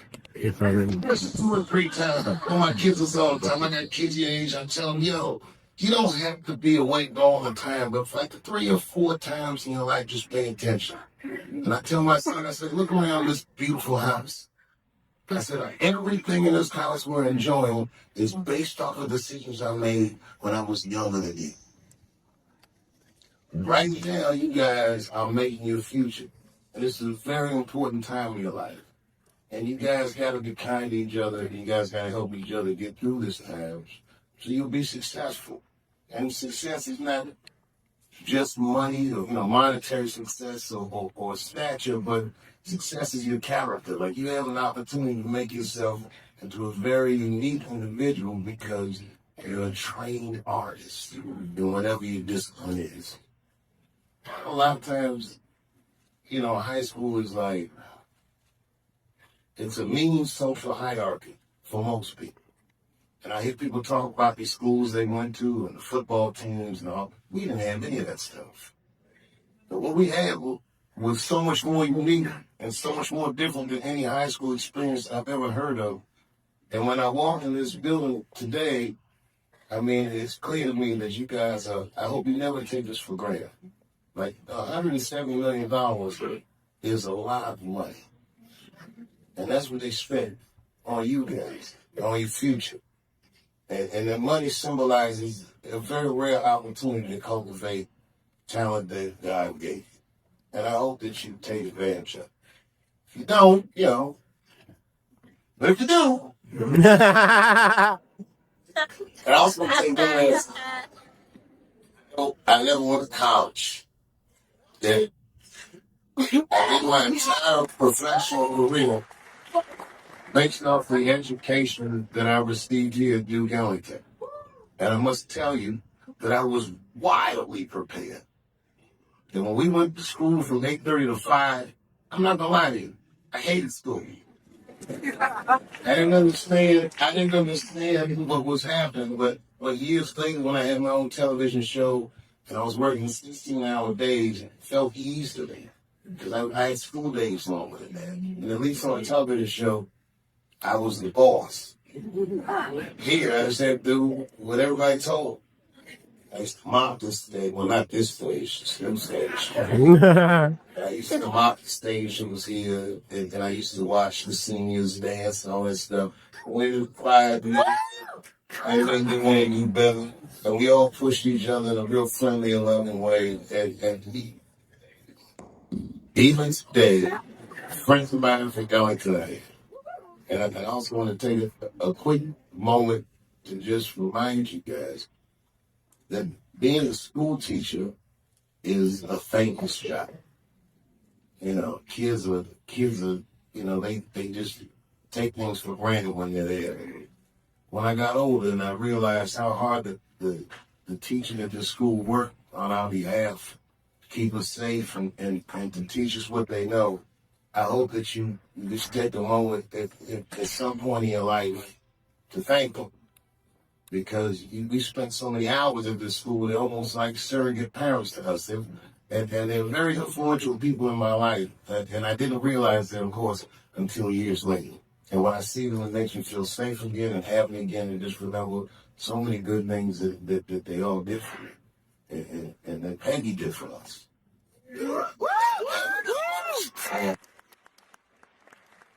So I appreciate the gift that she gave me today. I brought a gift for you. Respect, yeah.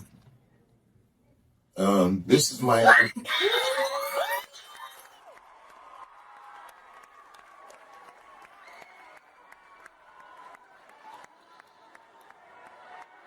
this, this is a trophy, but it represents years of hard work. I caught it!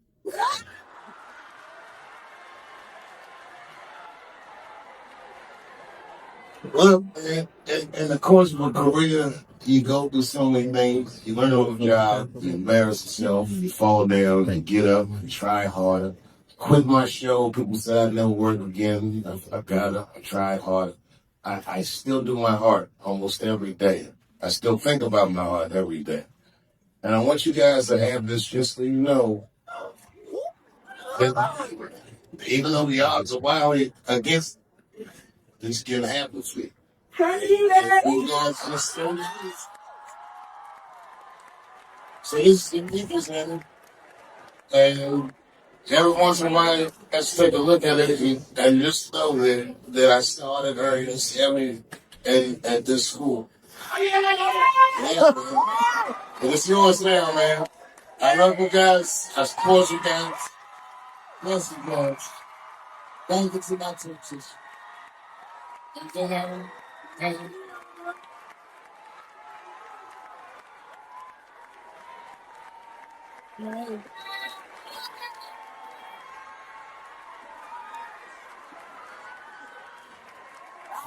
Dave. My name is Chappelle. I'm a first year theater student.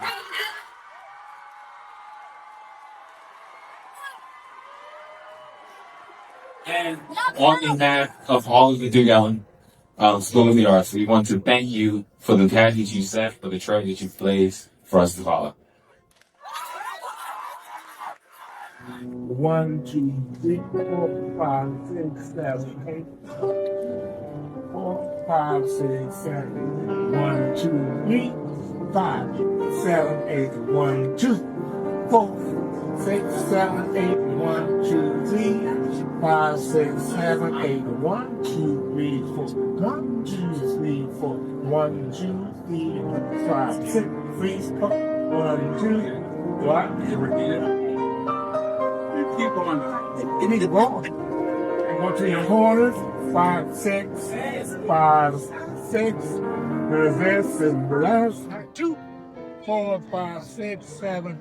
1, 2, 3, 4, 5, 6, 7, 8. 1, 2, 3, 4. 1, 2, 3, 4. 1, 2, 3, 4. What all cameras over here, please? 2 cameras over here, please. 5, 6, 1, 2, out the side. 4, 1, 3, 4. I didn't play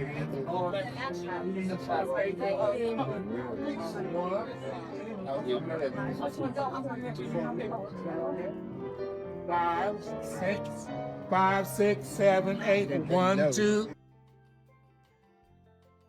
1, 2, 5, 6, 7.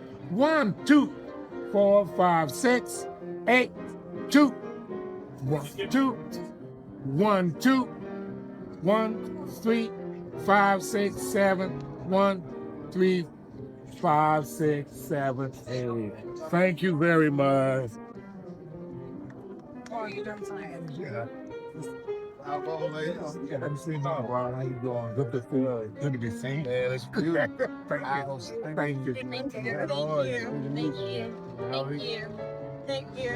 My God, thank you, man. Okay, let's see your step, man. Okay, get your stuff on the flash. Oh, I want to check that.